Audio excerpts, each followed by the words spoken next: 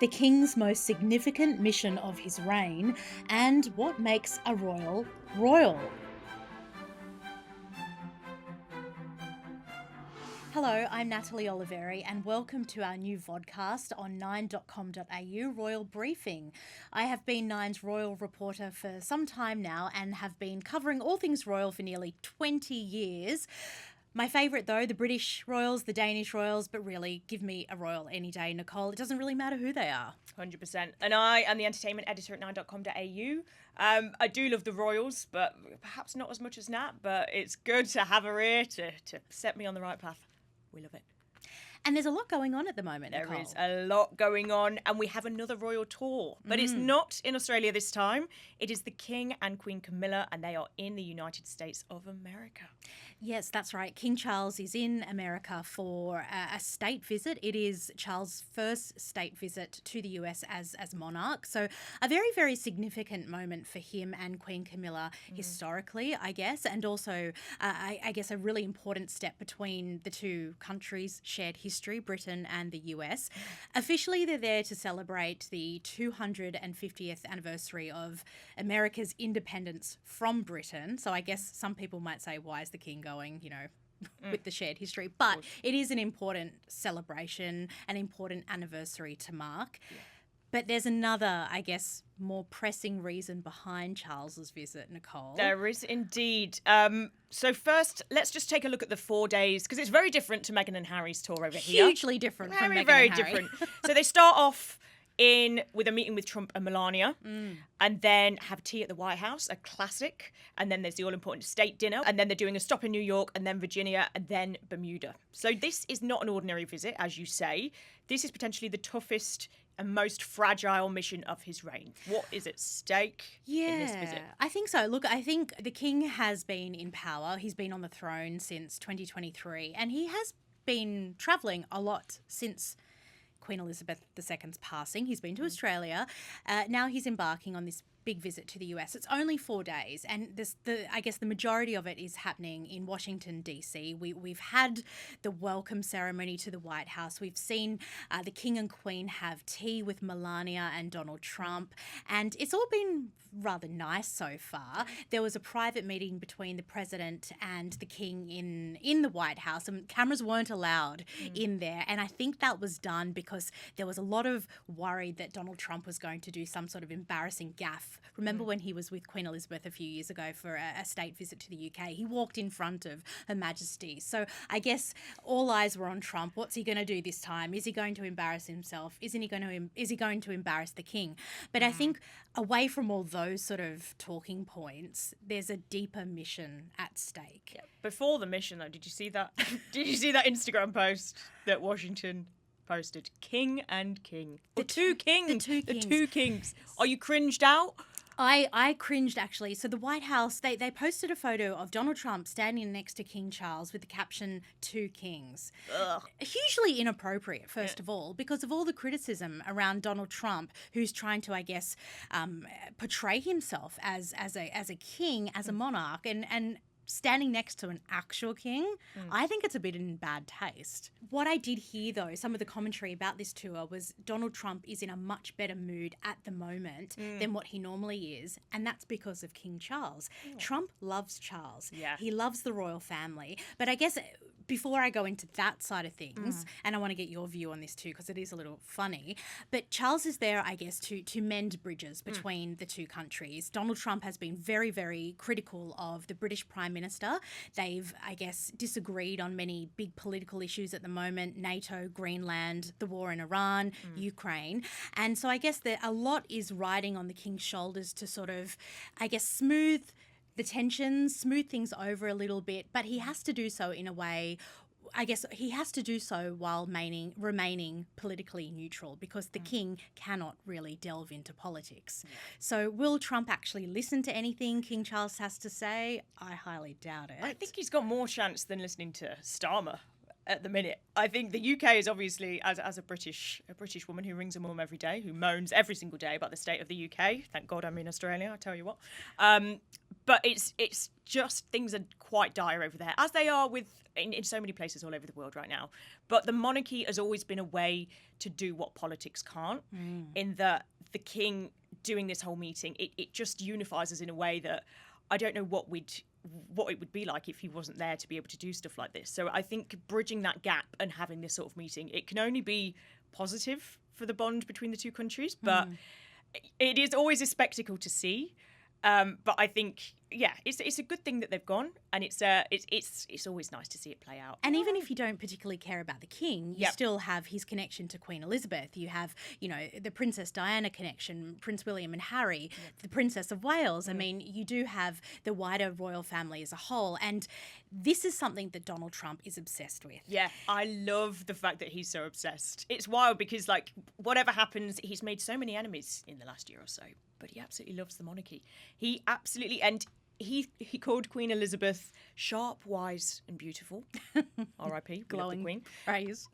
He was obsessed with Catherine. He said she was radiant. She was so beautiful. He was really enamoured with her when they met. At the state visit last year. He was absolutely enamoured with her. And it's very, very interesting to see. And it's also, I think it's quite nice to see that in this dark, horrible world that could sometimes be so, you open a newspaper and you're like, what the hell is going on today? To see Trump be so enamoured with the whole royal family in general is quite interesting to me. But I do often wonder, and I wonder if I can get your take on this, because I know they have a couple of private meetings, like the King and Donald Trump, and then Melania and the Queen. What the hell do you think they talk about? Like, what do you think they talk about away from it? Do you think they keep it really strict, or is it like elevator small talk chat where it's just shite and uncomfortable? I reckon it would be so hard to be a royal or a politician where you have to make small talk with people that, firstly, you might have absolutely nothing in common with them. You might not like them either. You might actually hate these people, but you're forced to spend time with them. But I think it was funny when Queen Camilla and the First Lady were visiting the White House beehive on the lawns of the White House on the first day of their visit. Queen Camilla turned to Melania and said something, and they were both cracking up laughing. So I have no idea what they said because there was no audio, but you can only imagine Queen Camilla's sense of humour is meant to be quite wicked. And there's all those jokes about Melania and whether she actually hates her husband or not. So who knows what they were saying. I think one of the things we have to mention with Charles's visit to the US is his historic speech in front of Congress. Now, he did this, I guess, following in the late Queen's footsteps. She did the same back in 1991. But King Charles, he was the first British king to address Congress, and lots of people were sort of wondering whether he would mention Epstein at all because of the Epstein files and also former Prince Andrew's connection there. He didn't reference it directly, but he did make a quick mention of some of the ills that exist in both our societies today. So I guess it was a way of the king referencing the huge issue that is sort of in the background of his visit to the US without directly mentioning it. In both of our countries, it is the very fact of our vibrant, diverse and free societies that gives us our collective strength, including to support victims of some of the ills that so tragically exist in both our societies today. There was that security scare at the weekend. There was the shooting, Donald Trump, an assassination attempt. And I think it was very brave of the king to continue this visit, to not cancel this visit when there had been calls for perhaps the visit to be pushed back. But I think do you think it was a good thing with the security risk? I don't know. I was just thinking, like, of all the times to come, it just seems a little bit like having our old monarch and Camilla in a place where it just seems so dangerous right now. My first thought was, I know they rarely ever cancel a tour for things like this, and the security is absolutely at an all-time high, but it was just days after one of something that could have been so catastrophic. And we're wheeling in the king and queen to sort of try and make out like England and America are the best of powers. It all seems a bit off to me, but it was a risk. But I guess reconciliation is the aim of the visit. Reconciliation between the US and the UK. That is what King Charles is trying to do. But there's also reconciliation of a different kind, because within this tour, there are talks about Harry and his father and whether the two of them will actually meet whilst the king is on American soil. Nicole? Do you know what? This crosses my mind so much. And I think, obviously, they've made it very clear. Buckingham Palace said that they wouldn't be making any sort of turns to go into California and see Harry and Meghan. Do I think a flight to Montecito is likely? Probably not. But I think sometimes we have to remember that this guy is a 77-year-old man at the end of the day. He is not going to have all the time in the world. He's had a cancer diagnosis. He's not going to have all the time in the world to see his grandkids, Lilibet and Archie. Yeah. He's not going to have time to see them. He's literally in the same country as them. How long is he going to be able to travel all of this way to be able to see them in their actual home and spend time with them? I just think it would be a damn shame if he didn't. I can see he's probably not going to. They're probably going to ignore it. But I just think let bygones be bygones. They should say hello. They should do something. Yeah, I guess because for normal families, when you are making a visit to another country where your relatives are, you would obviously drop in and see them and spend some time with them. But this is not an ordinary family. It's the King and Queen, the Duke and Duchess of Sussex. I guess Montecito is very, very far away from New York and Washington, D.C. It's on the other side of the country. So it would be a logistical nightmare for the King and Queen to pop in to California on their way They through. could meet halfway. They could meet in Dallas. They could meet do it all. halfway. But, Harry and rich. Meghan could also travel, I guess, to the other side of America and, have a private No security, meeting. Nat. They've got no security. They can't afford the security. What do you That mean? is true. But I guess I think a lot of people will sort of criticise the King for not seeing Harry and the grandchildren while he is in America. But I think, we're expecting Harry to be back in the UK in July for the Invictus Games countdown. Yeah, but so are the perhaps he'll kids- do it then. Are the kids going to go? Well, I think if Harry gets his security issues sorted out, he will take them because, that's the main issue preventing Harry from doing so. I just feel like Charles, the grandfather, would absolutely love to see his grandkids. Charles, the monarch, knows it's probably not the right move. But again, it feels like a bit of a slap in the face for Harry because Harry would always prioritise family over the monarchy, whereas Charles will always prioritise the monarchy over family. Yeah, so but he's always that's his job. It's duty first, family second. Yeah, but come on, like he's not going to live forever. This is his actual family. Like screw the protocol, screw anything else. Like it just it's a Yeah. big slap in the face for Harry, I Yeah. think, because it just goes to show that whatever Harry does, he's always going to come second. How many times has King Charles actually seen Archie and Lilibet? We think maybe once because it was back in 2022 for the late Queen's Platinum Jubilee that Harry and Meghan had taken the children over there. That's where Lilibet had her first birthday party at Frogmore Cottage. So we think that's really the only time that Charles has been able to see them in person. Apparently they FaceTime a lot, but FaceTime and in-person time we all know is hugely different. But 4 years then. They're little people now. Yeah. They've got little personalities. That Yes. we like they don't show their faces on social media. We have no idea what they're like at all. But like he's missed out. He's missed out on all of this for what? For a stupid feud. Like, there's world wars going on and he's just absolutely like get a grip. So let's have a look at some of the other royal stories that have dominated headlines this week. So Harry's been out and about once again. He surprised everyone at the weekend by visiting a war zone and walking in his mother Diana's footsteps. Thoughts on the above now? Well, look, I think Harry was in Ukraine for a surprise visit. We didn't know it was happening. He was there to support the Halo Trust anti-landmine charity, one Diana famously supported back in 1997, just months before she passed away, in Angola, in Africa. And look, Harry was there in Ukraine to, I guess, bring attention to the ongoing war. But it's some of his comments that he made that has been making headlines. Harry was asked whether, his visit there was, I guess, part of still being a member of the royal family and being a working royal. And Harry said that he's here doing the things that he was born to do. I will always be part of the royal family and I'm here working and doing the very thing that I was born to do. Harry was making it very clear that no matter what anyone says about whether he's a working royal or not, he still is a member of the royal family. And I agree with Prince Harry there because he is a royal. He is a royal. He's born He a is. prince. It's in his DNA. It's in his DNA. As we have seen from the Andrew situation, only extreme circumstances can result in a prince title being taken away. Prince Harry, I think good on him for going to Ukraine and following him in his mother's footsteps and bringing light to such an important issue. And I do think yeah, good on him for speaking out. Where his comments, I guess, caused a bit of concern was where he was criticising Russia's President Vladimir Putin and telling him basically to stop the war in Ukraine. And then he made a pointed reference to Donald Trump as well, saying America should do more to help with the situation. So I guess he made those comments just days before the King's visit to the US. So that was a little bit politically fraught. Harry is using his platform to, I guess, bring attention to issues he's passionate about, and good on him for that.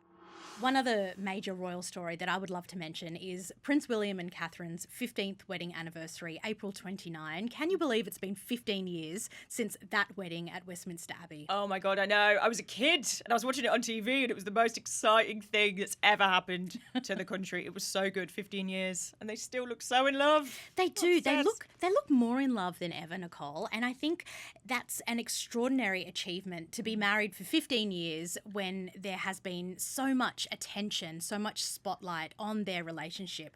I mean, it's hard enough to have a relationship for that long, but to have one in the global spotlight, to have everyone commenting about your marriage, I think would be a very hard thing to live with. But what I love to see is William and Catherine, they are looking more in love than ever. They have gone through some incredibly challenging times in the past few years.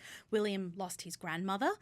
Catherine was diagnosed with cancer. She had chemotherapy and she's now through it. Also, King Charles, William's father, has been battling cancer and he's still having treatment. So there's been a lot of changes. And of course, they're now that one step closer to the throne because they are Prince and Princess of Wales. They've moved into their permanent home.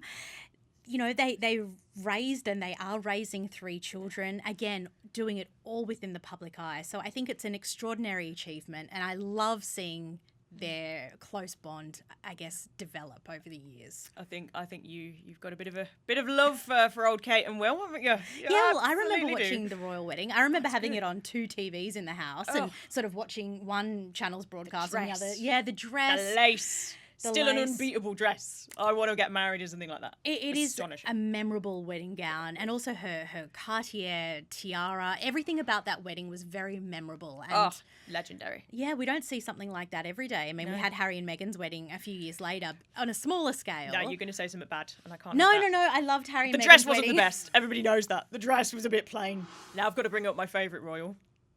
The one, the only. Prince Louis. Oh my God, Louis's face is so cute. I could actually just die. Like, he's so sweet in every stupid little red. Oh my God, I'm obsessed. And everything. He turned 8. He's 8. Yeah, amazing. He's 8. I can't believe it was 8 years ago that we saw Catherine introduce him on the steps of the Lindo wing. Time flies. Time flies. Soon enough, he's going to be like out and about, going to clubs. But that photo, they released an official photo for his birthday, and it is just absolutely adorable. They were all holidaying in Cornwall, and it was just so beautiful to see the family just loving life. There was no toothy grin in that photo. But that's what I noticed. Yeah. He's not so much that cheeky, naughty little boy that we've all sort of watched grow up for the past 8 years. He's now becoming a little man. Yeah. And I guess as a parent now, it is just astounding how fast time actually goes when you have a baby, because you count every single day and it just flies before your eyes. But I think so I actually saw Prince Louis at his first official engagement. It was just days after the coronation, and he was only a little boy then and he was very cheeky, but now looking at him, he's growing up too fast. I know. But I wonder whether interest, or I guess focus on Prince Louis will sort of scale back a little bit now he isn't that cheeky little boy that does this. No, it'll get more. He'll do something. Like, I'm excited for them all to get into their rebellious teens, to be honest. Yes. Do you know what I mean? When I was 14, my mum was fuming at me every day. Thanks for joining us on Royal Briefing. You can find all our episodes on our YouTube channel or nine.com.au. See you later.